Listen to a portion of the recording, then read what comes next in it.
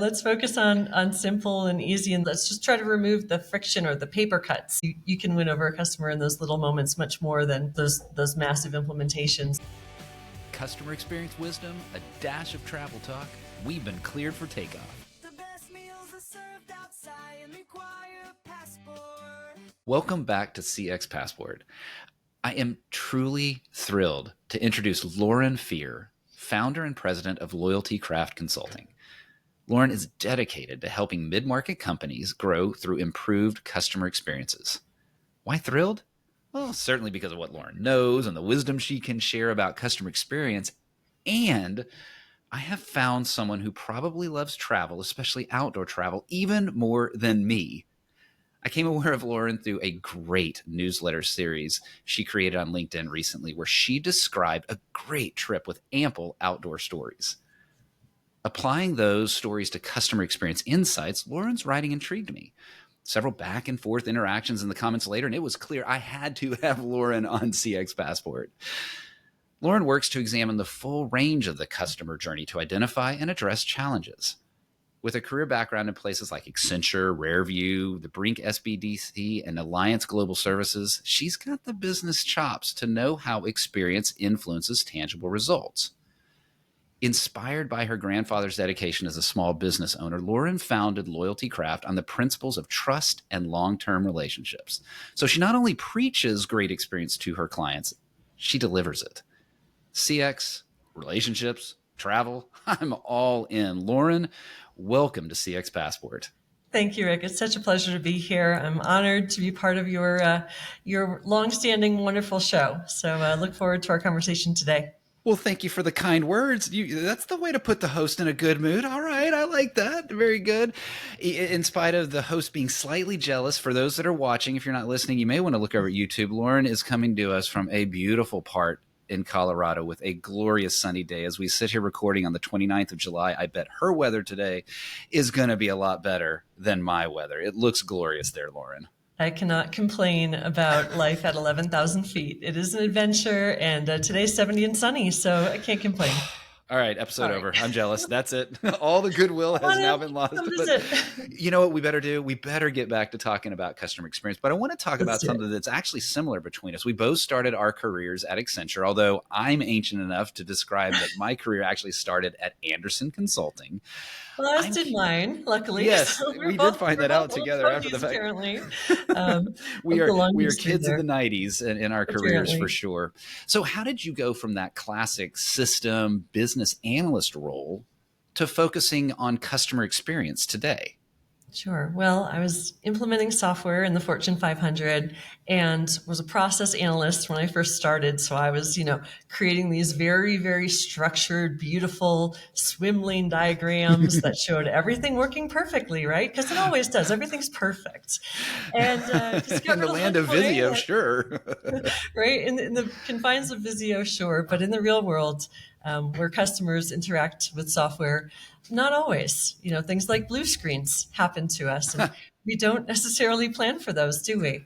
And I think that's what I realized was life is messier than a flow chart. And when we think about the customer journeys, customers are coming to us through maybe the front door, but maybe a side window, and unfortunately leaving out the back too quickly. And so I kind of realized through working in software that my true passion was around how do we make this better for customers? And I love that Steve Jobs quote about let's start, from the customer and work our way backwards to the technology. That's what really got me inspired. I did have a CEO along the way who tapped me on the shoulder and said, we really need to listen to our customers better. Lauren, do you think you could just go visit all of them? Oh, cool. And that's what started me on my way with learning what voice of customer was and really getting started kind of understanding what customer experience is all about. And really, I'm thankful to him for helping launching my journey into this space, which is just so fun. So you actually literally started with the literal voice of the customer, going out there and talking to customers. Have you found that is the origins? Because there's many different origin stories of folks getting into CX.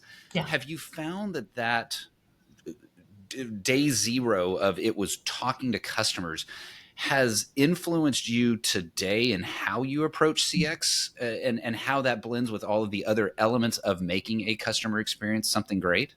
Absolutely. And I remind my customers of that. Oftentimes, my clients have to go out and really listen. And that can be intimidating at first, but it's Right. amazing what people, will tell you when you just ask. And so finding the right way to ask, the right moments, that certainly has influenced the way that I practice our profession, is really listening and asking good questions and then sitting back for those quiet moments to give customers space to share exactly what's going on and what went right or what went wrong. This is your captain speaking. I want to thank you for listening to CX Passport today. We've now reached our cruising altitude, so I'll turn that seatbelt sign off. While you're getting comfortable, hit that follow or subscribe button on your favorite podcast app so you'll never miss an episode. Love it if you'd tell a friend about CX Passport, leave a review so others can discover the show as well. Now, sit back and enjoy the rest of the episode. You actually you started answering that with I can't remember the exact word, but like it's frightening or it can be scary to go out and do that. Sure. And intimidating. And so as you're working with clients, how do you get them comfortable with the fact that you're going to do this? It's going to be valuable. You're going to hear bad things. Don't freak out. What has that been like with your conversation with clients? That's always fun is to say, let's start. Sometimes they're so scared to do a journey map. And I'm a big proponent of a journey map is a customer journey map. It's not assumptive. It shouldn't be just what we make up and what we think a customer might feel. It's so powerful when we actually bring a customer into the room to share their story. And so I'll say, well, why don't we start with an employee and let's tell their onboarding experience of when they joined the company and like break the ice with that. And I'm like, see if they can do it. Maybe we can have a couple of customers come join us. And once they kind of, get a taste of that, then they're all in, because it's the nuggets in what they share that's so transformative for us. You don't get that if you're just crafting the happy path like I talked about before with the Visio diagrams. You're just not going to learn the things that you learn when you bring a customer into the room, or be able to play that recording, play that audio for a CEO, or even have the CEO in the room with the customer. I mean, those are all such powerful things that inspire change. I'm a huge proponent of that. It is amazing to see both the foreheads that go into the palms or the smiles or the wide eyes that happen when you're bringing the literal customer's voice or their actual words into the room. You'd said something. There was a phrase when you and I were talking earlier that intrigued me, and it was Agile CX. I'd like you to tell me more about what do you mean by that, and then any stories about how Agile CX made a difference. Sure. Well, and as we talked about my background, which is in software, I was in the period of time where companies were transitioning from a standard waterfall approach over to Agile and building Agile teams. And what I found was we were able to kind of knock down the idea of that there's this wall between business analysts and gathering requirements, what the customer has to say, and the developers who would actually build the software. And by breaking down that wall, it just allowed for design to happen more fluidly, for changes to happen, for us to be able to pivot quickly, and be much more collaborative and show customers, hey, is this what you want? What do you think of this? And so to me, that just didn't feel like it was only applicable to software. It's truly a way of working. And that's kind of how I brought it into CX for the clients that I work with and people around me. I find that a big goal is to break down the silos of organizations. And so if we can create scrum teams, small teams that work together to solve customer pain points in an iterative way, that's incredibly powerful. And what I found is we can deliver that value much, much faster rather than just sitting on big backlogs of ideas or opportunities. A lot of companies, I think, just gather a lot of those ideas, but then it's really, really hard to get them implemented, especially in a short time period. And so that's what Agile CX is all about, is being able to work collaboratively, actually bring customers into the room and get their feedback on the things that we're doing, and then work across the organization to make that change happen. To folks like you and me and anyone who's done, whether it's capital A Agile or just the concepts of lowercase a Agile, where it's just doing things in smaller chunks faster, it seems really intuitive. That's the way you would get to value faster, yet we don't see that. A lot of times we see in customer experience initiatives that it's got to be the something big, whether it's let's go buy a significant purchase in technology when it comes to experience management tool or some other grand experience initiative. Why do you think companies continue to lean more towards the grand rather than the quick iterative value approach?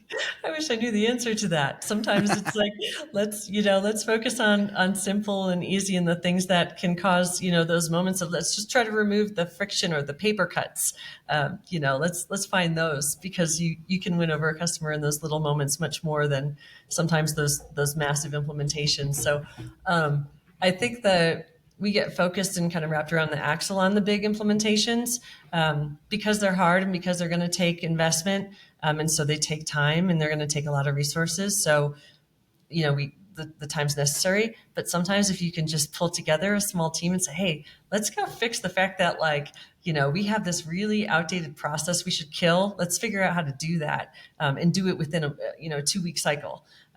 Those are when, you can build a lot of momentum with people when you get those wins. You are definitely singing my song with that one. I love anything that is a quick win like that. Something that, as I've come to know you, you're in a space that is not one that I knew that you were in before. Back in May, I had put out a newsletter talking about the CX, the customer experience of grief. Having just lost my mother to Alzheimer's, it was really amazing, I'll use the word, but kind of shocking to see how difficult the actual business experience of someone's passing. It wasn't great. Not to mention the emotional grief, but the business itself is a struggle. And even prior to my mom's passing, the caregiver experience was a challenging one. This is where you've had an opportunity to really work in this area, the caregiver, the elder care, the end of life space. What have you learned about that experience, and and I'll just say it sort of collectively, how can we get better at this? Well, thank you for the question. And first off, I'm sorry for your loss. Grief is tough. And we don't know. I think the unknown is what's tough for all of us, is we don't know what to expect watching a loved one pass. It's a very scary, overwhelming experience. And, when I was working recently in the elder care space, actually studying hospice caregivers who had just lost a loved one, the thing that really came true out of that research was that people want to be able to communicate with each other about this and share.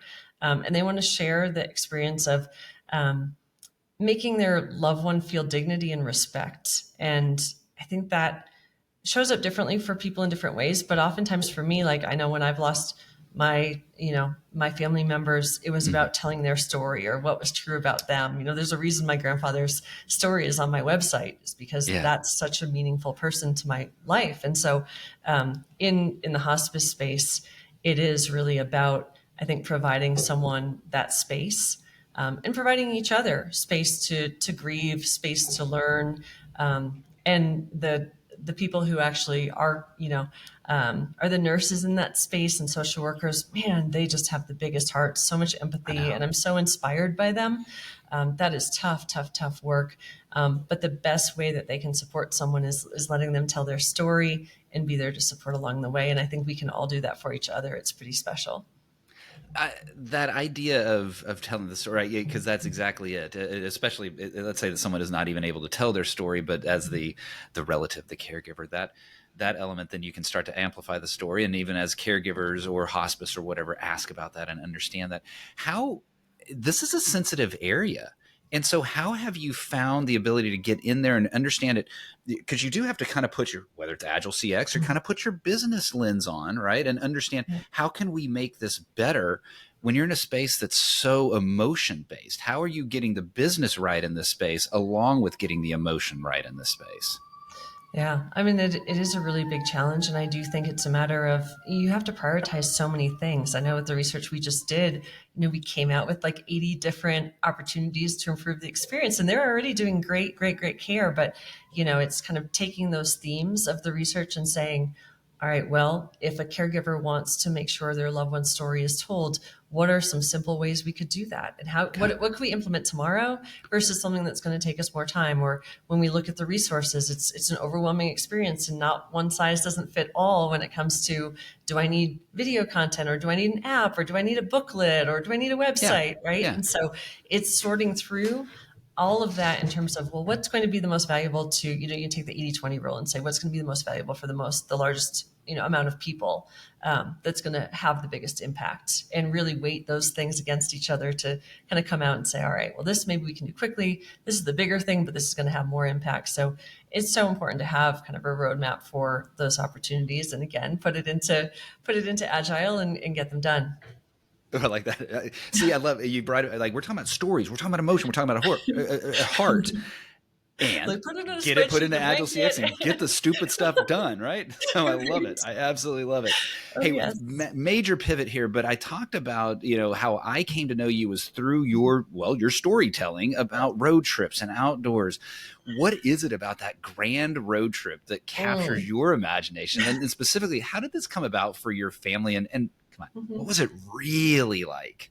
Oh yeah, it's not all what Instagram shows, right? So certainly packing a family of four. I have two boys. They're now middle schoolers, so we're going through those really fun preteen years.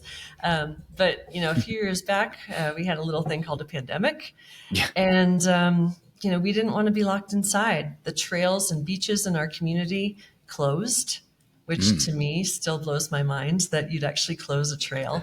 And we were like, no, Yeah. we cannot do this. Like, we are outdoors people. We need to be outside. And why don't we explore the country? We don't have to physically be anywhere. Our school was closed. Our offices were closed. So we bought a camper.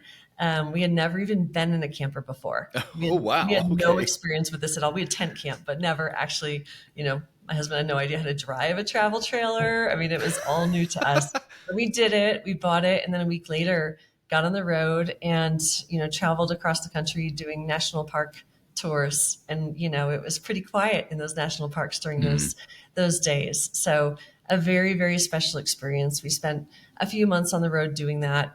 And I'd say it really transformed our family in terms of how we communicate. When you're stuck in a 30-foot camper with four people and two dogs, it's, an adventure, but it has its challenges, its moments when you're right on top of each other and you realize you have to figure out how to work together and get through hard times. So, it certainly solidified our value as our family values in terms of adventure and curiosity, encouraged to do things that maybe not every family would do. So that's the reality of it.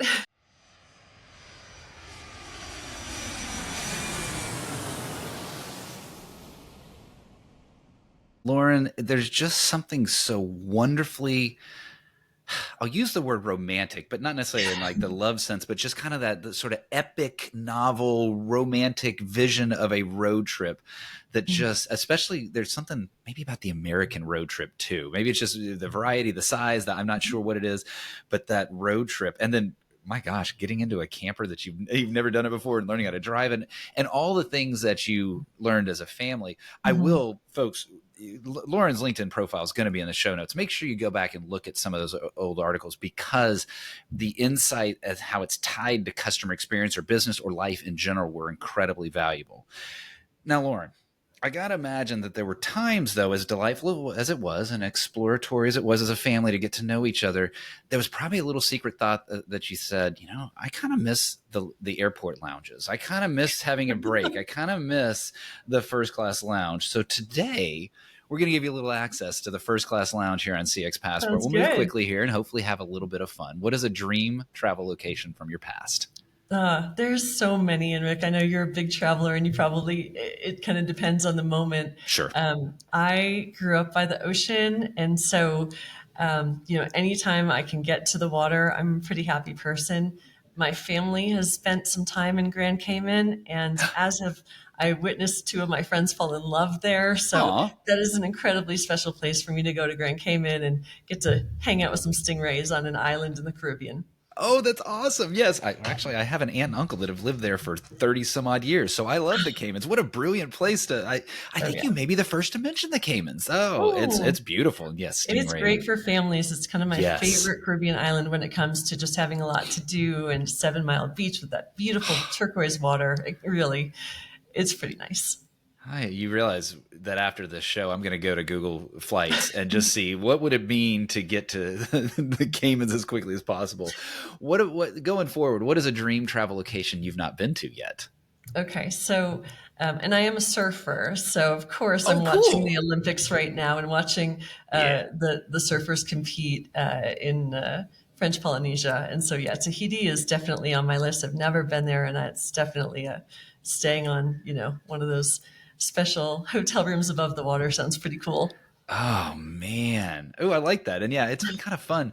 Yeah, I could imagine that the athletes may kind of feel, oh man, I'm not in the epicenter of it. But when you're told you won't be in the epicenter of the Olympics, but you're going to be in Tahiti, I feel like some of that disappointment went by the wayside pretty darn quickly. Oh Like, all yeah. right, I'll be in Tahiti, Yeah, no as a problem. surfer, I mean, I grew up looking at Surfer magazine and pictures of Teopu, and that is an epic, epic place. It The looks. break they're in is called the Wall of Skulls. So that is not a wave for the everyday surfer. It's just one I'd love to see someday.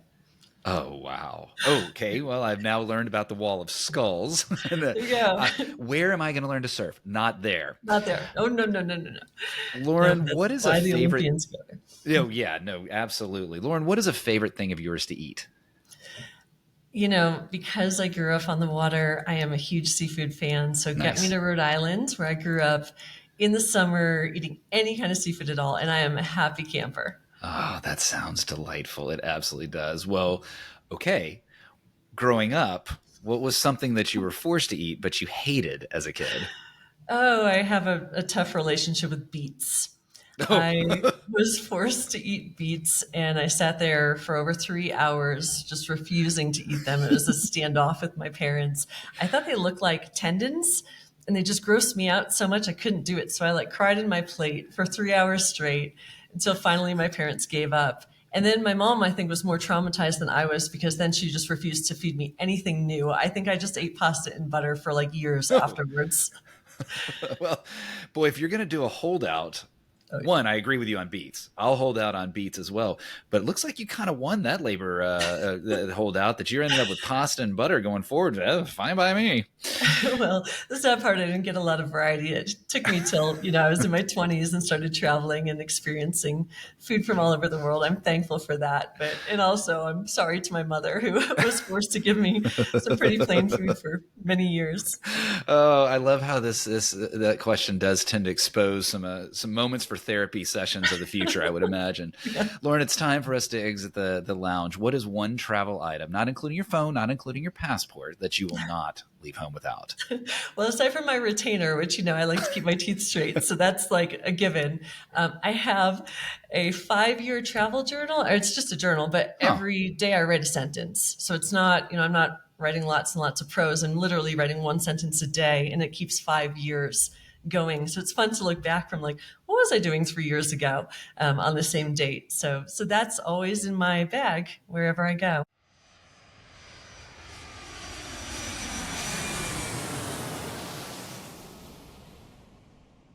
Lauren, I don't want to say anything about other guests, but you're definitely in kind of the on the medal stand for sure with answers to that question. Wow. First of all, you make me laugh about the retainer, of course. Ha, that's awesome. But I bet that travel journal is fascinating. That's the kind of thing that would be really interesting to see, all those sentences and the evolution of not only the trips you took, but the evolution of you as a person, the family, the experience that you have. Ooh, that's fun. Ooh, Yeah, that was fun. Someone shared that with me on a trip once that they had this 5-year journal. I went to Amazon right away and picked one up, and wow, that's awesome. it's just neat to see, to see how the past can influence your future.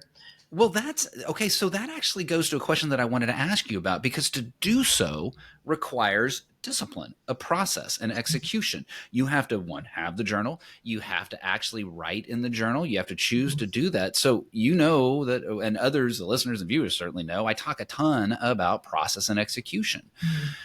It's, to me, it's this required path of how we're going to get CX out of the wilderness that it's in right now. It's the way to deliver tangible business value.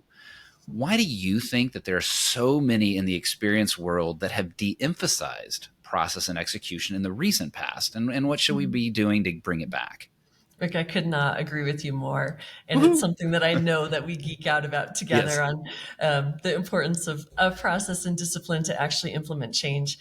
it's hard work, and I think people shy away from it because there's, a lot of shiny object syndrome. It's a lot more fun to talk about AI and machine learning and all the cool stuff, all the cool gadgets, versus sticking to, kind of the habits and the rituals that go with, all right, we're on a plan here, and here are the things to consider in terms of, is this going to be additive to our customers' experience?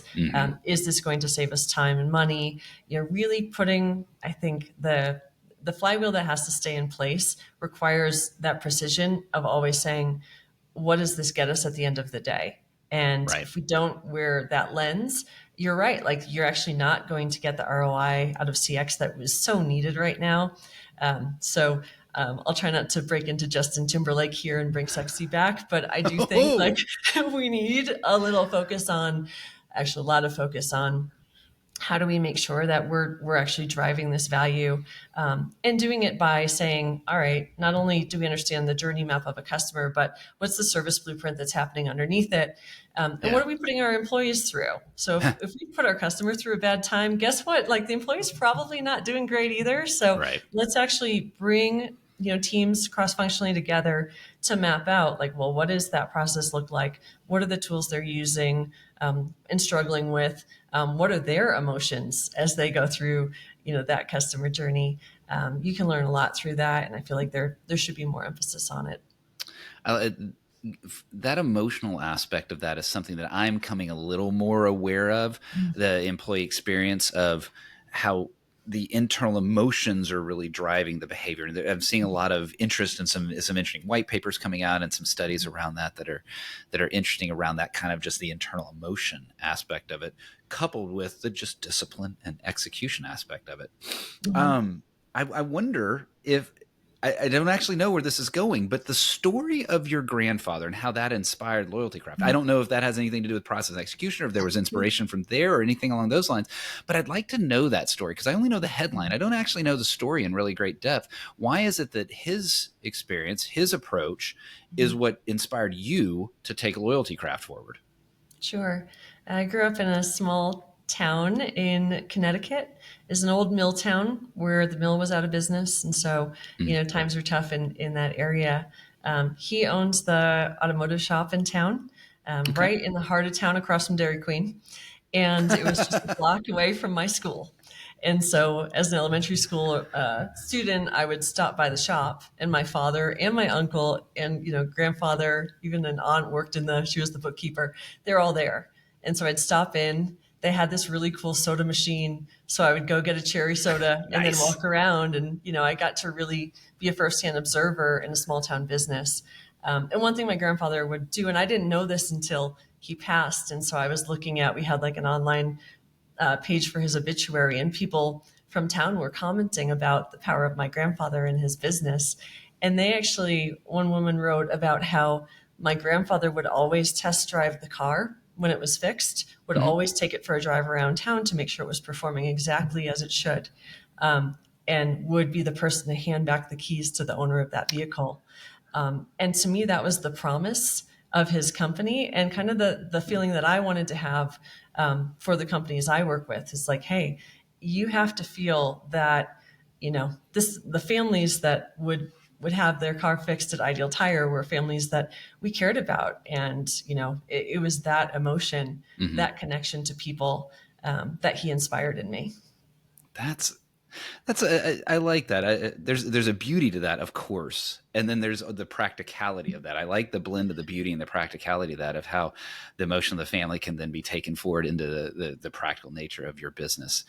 Family is a recurring theme for you. And I'd like to close out with something that I found really fun when you and I were talking earlier. You had told me that your family operates in the Agile model. So not just Agile CX for your customers, but you've got your family operating in the Agile model. We're all big dorks. Well, tell me beyond just being big dorks, which I don't quite necessarily buy into, but how did this come about? What's it like in a family that is approaching the Agile model?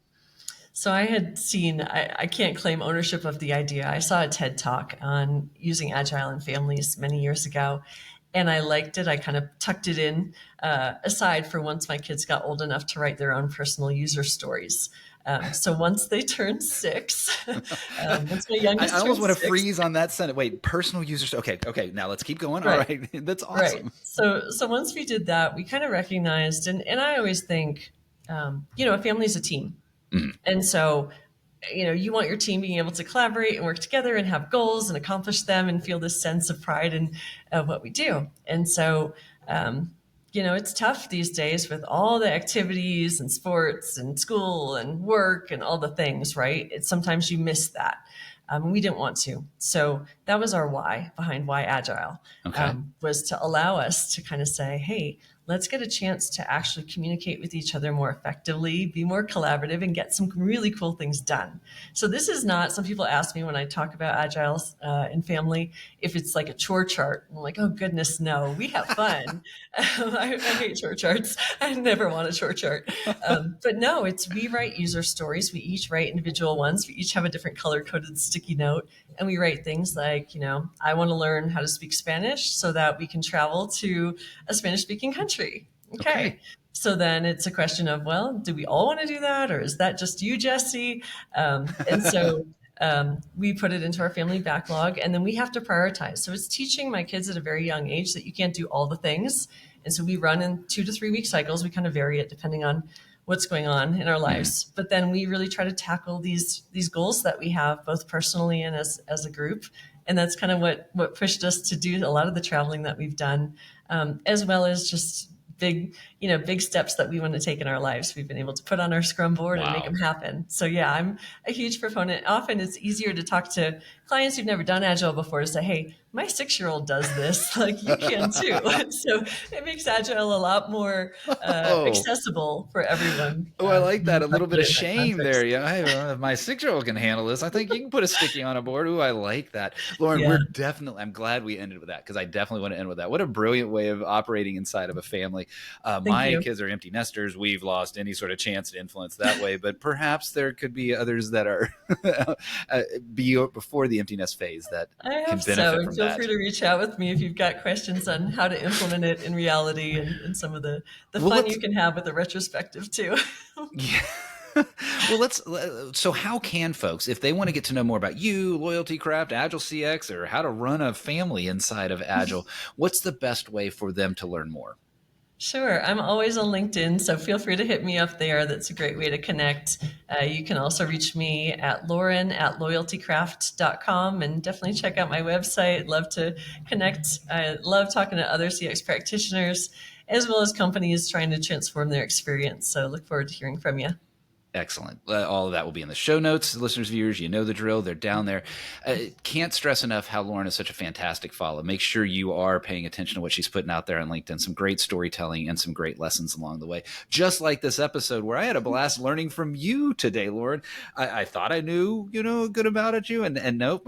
I've learned a lot in not just customer experience, but road travel, camper life, and how one could run a family inside of an Agile model. What a brilliant approach to that. Lauren, it's been a treat talking with you today. Thank you for being on CX Passport. Appreciate it. Have a great day. Thank you, Rick.